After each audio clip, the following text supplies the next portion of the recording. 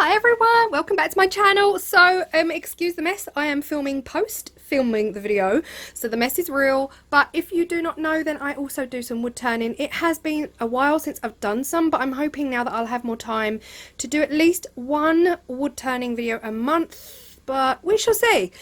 This is my sticker wall. I am currently in the garden in my workshop, so if you do not see your sticker here, then hit me up and send me your sticker, because I thought I had hundreds, but yeah, I've got loads of space here. But yeah, today I am turning a beech bowl, and it's going to have some Milliput and epoxy resin around the rim. And ignore this, I've just got this ready for my next project. But yeah, hope you enjoy it. Even if you're here from my other videos, hopefully you will enjoy my wood turning ones as well. And let's go.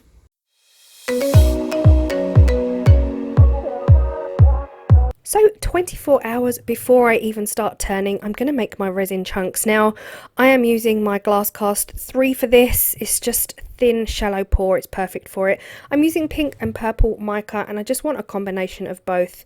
I've got this silicone mat that's pretty much used in the kitchen like a trivet, like a hot plate, but it's ideal for making miniature squares, and yeah, it worked really, really well. No rhyme or reason. I'm just chucking all the resin on there, just making sure that most of it doesn't go on my desk.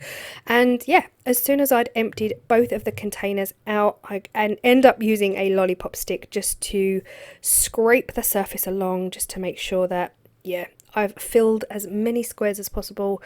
I made way too much, way too much, but future project hopefully. I'm back in the workshop now. This is the next day now. This is a Beech Blank.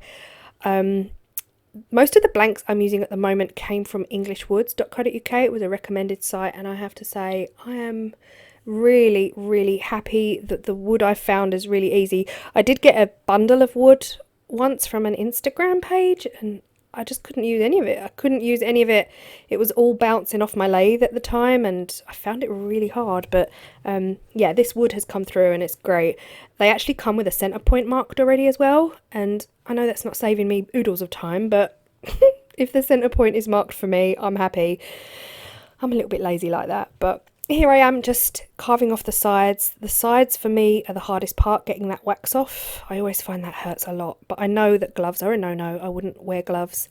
But yeah, I'm going on the underside now, and I have to say I bought myself a new set of tools as well. When I got my new lathe, I bought myself a new set of tools, and they are a dream to work with. And if the picture's shaky, which it is at this point, it is because as much as I thought I'd got the as much as I thought I'd got it centered, maybe I'm thinking I hadn't, because it was a bit bouncy. It was a bit bouncy at this point, and it took a good 20 minutes to carve off the wood to get it back to central, if that makes sense.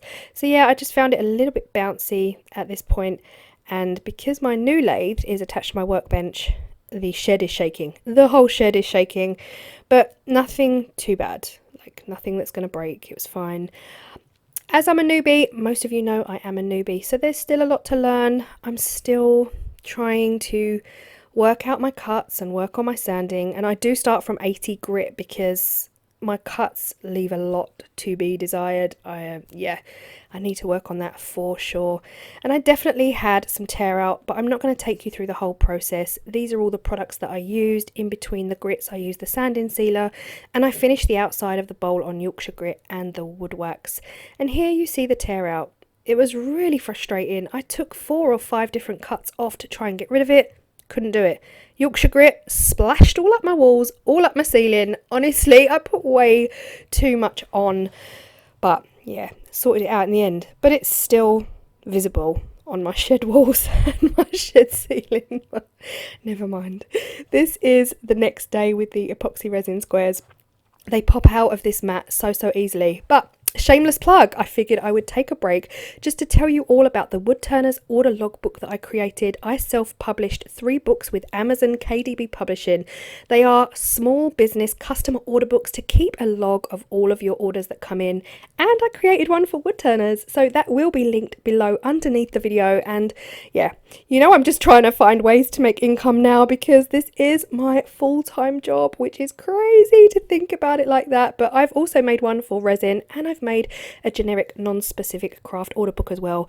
They will all be linked below. But yeah, back to the video after my shameless plug.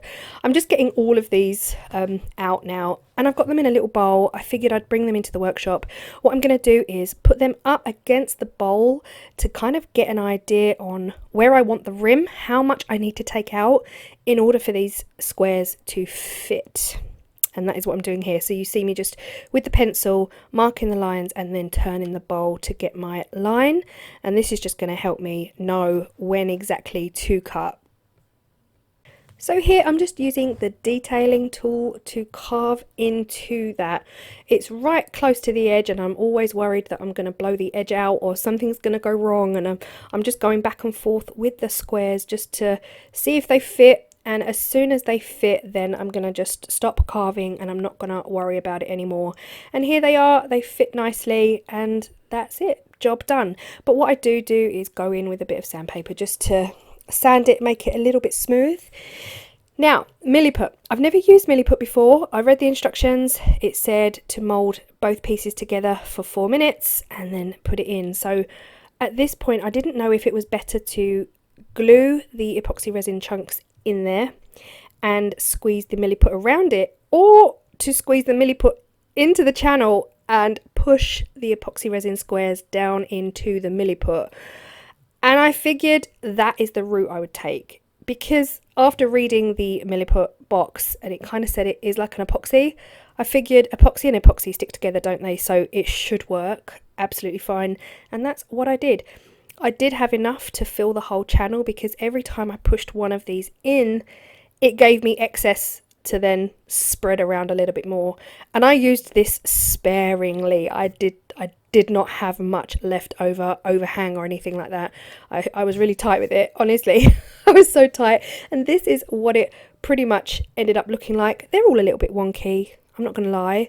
They're a little bit wonky, but this is cool. It looks okay. But I was very nervous about carving it, because we all know I had a resin explosion and I'm kind of not over it. I have all of these spare. If anyone watching the video right now wants them, if you're a wood turner or a resin artist, just let me know. Now here I am. This was the next day. You don't have to leave it that long, but I did. I've already carved a little bit off because I'm just nervous about carving epoxy resin. I actually didn't know, but I found out that you need different carbide blades. So you need negative rake carbide blades. I actually bought 3 carbide blades to fit my easy wood tools, and then I realized I didn't have the tool to take the blades off to put the new ones on. So it was like, I didn't realize I didn't have the tool. So I've actually voiced this over twice, because in the first voiceover I explained that I didn't have the tool at all, but I've since learned that the tool did come with the easy wood tools, but I've obviously thrown it away because I just took them out of the tube, threw the tubes away, didn't think. And yeah, so big shout out to Mark, who is sending me an actual tool so I can get these blades off and put on my negative rake. As it turns out, I was also advised that you can use standard carbide tools as negative rake tools if you lower the handle so that the blade is coming up at an angle. And it really just saved my day. It saved my life. It saved this project, because I couldn't get them blades off anyway. And yeah, it worked. And actually, I was just buzzing at this point. I was chuffed to bits that I was able to carve resin. I know that sounds really daft, because most of you out there are probably doing it quite easily with your eyes closed, but for me it's a nervous experience. I get nervous doing it because of that one explosion I had. And yeah, I mean, I was finding chunks 15-20 feet away from my shed, so if I wasn't wearing safety gear, I can just imagine.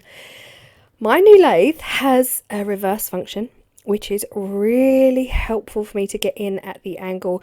I'm a left-handed turner. I'm right-handed in life, but I'm a left-handed turner. So I've just found some angles are a little bit tricky.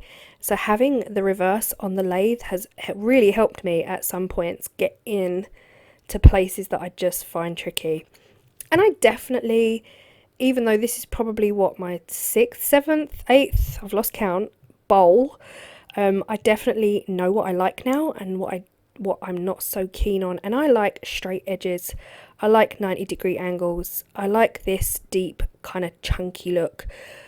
I'm not a lover of a chunky rim, but as I was doing this project, I didn't really have an alternative. You can't get a skinny edged bowl using big chunks of epoxy resin squares. So yeah, I had to kind of let that go. But I'm not a fan of the big fat chunky rim that you can see here. I don't know. I'm my own worst enemy really, because I like everything quite thin and slimline. And because I'm a newbie, because I'm not experienced, I'm more likely to have a lot more explosions because of that. I don't know when to quit. I just want the walls of my bowls to be thinner all the time, and I need to get out of that mindset. But if you are watching this and you are new to turning, oh, big shout out to Wendy, by the way, Wendy at Toonpish. She has got herself a lathe and she is joining the wood turning community, and I'm so excited. I want to do a collab with you, Wendy, so massive shout out to her. I am sanding all the grits all the way from 80 upwards. I'm using my methylated spirits in between. Once I finish sanding, I'm using my sanding sealer, and then from the sanding sealer I am using my Yorkshire grit. And because this bowl is epoxy resin and Milliput, and I'm loving the Milliput, by the way. I found the Milliput really nice to turn. I think the resin is the one thing that just made me nervous, but everyone has told me how nice Milliput is to turn, so I think I was just nervous. I was nervous over the resin. Anyway, back to the video. After the Yorkshire grit, I used the Yorkshire grit microfine because I found that the microfine brings up the epoxy resin like, wow, absolutely unbelievable. Take a moment to appreciate a brand new tub of Yorkshire grit. I've only just finished my very first tub of Yorkshire grit that was given to me a year ago, so thank you so much for that. I finally finished it and bought myself a new one.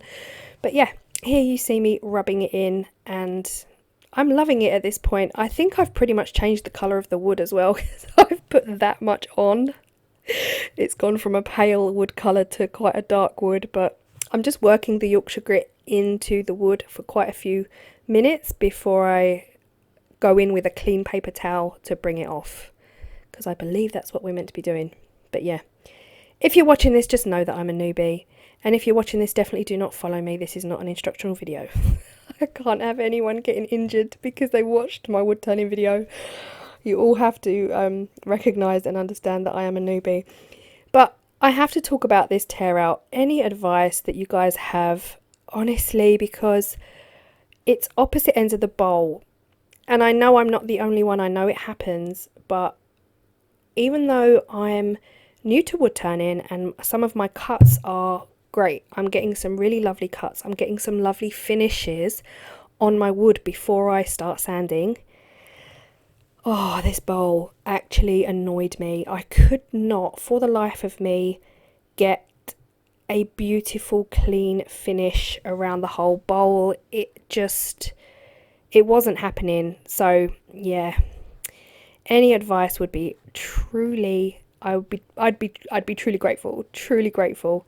Is it a case of having to sand for longer? I sanded for about half an hour on 80. Do I need to sand for longer? Do I need to go lower to a lower grit? So any advice, please leave it in the comment section down below. I'll show you the bowl now in a second. You'll see a close-up of it and I'll be able to show you exactly what I'm talking about. But yeah, two sides of the bowl in my eyes are pretty great for me and my level. The other two, ugh. So here it is. Here I see gorgeous, beautiful cut. And here, can you see? Gorgeous, shiny. I don't see a problem with that. But then turn the bowl around and you've got this irritating tear out. I did about 4 or 5 passes with my tools to try and get rid of it. Could not get rid of it. I went in with the finisher, could not get rid of it. And I sanded for half an hour, 40 minutes, could not get rid of it. So any advice, I would be truly grateful. And at this point, I have to say, I've realised I've done West Ham colours, and that was not intentional. I'm a Tottenham girl, so if there's any West Ham fans out there, please come and get your bowl, because, yeah, I feel like I need to make a public apology to my dad for making a bowl with West Ham colours, but hey, I'm a Tottenham girl, what can I say? I do still really love it though. I'm really happy I finally have worked out how to how to carve resin and use Milliput for the first time. Thank you so much for your support, and any advice on that awful tear out, please let me know, and thank you if you've stayed this far. I really appreciate you all, and I will see you all in the next video. Bye.